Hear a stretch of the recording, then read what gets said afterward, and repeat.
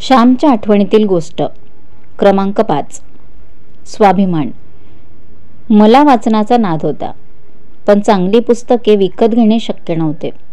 त्यामुळे हाती पैसे आले तर आनंद वाटे. जो गृहस्थ असतो त्याने दक्षिणा द्यायचे नसते.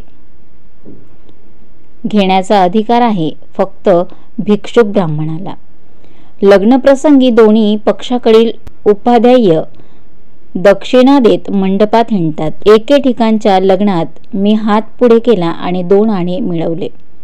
मोठ्या आनंदाने आईला ते पैसे मी दाखवले.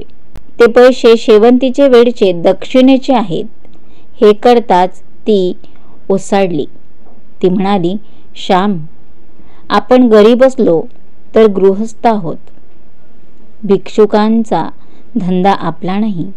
आपण स्वाभिमान बाळगावा.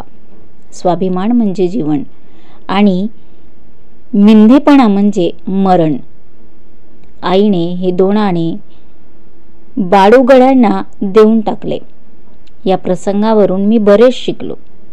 जगापासून जितके आम्ही घेऊ तितके आपण जगाचे मिंधे होत असतो. दिनवाणे जगणे हे पापच आहे.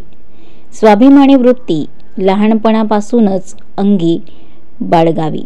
श्रमाशिवाय काही घेऊ नये व कोणी श्रम केल्याशिवाय त्याला काही देऊ नये. साने गुरुजी.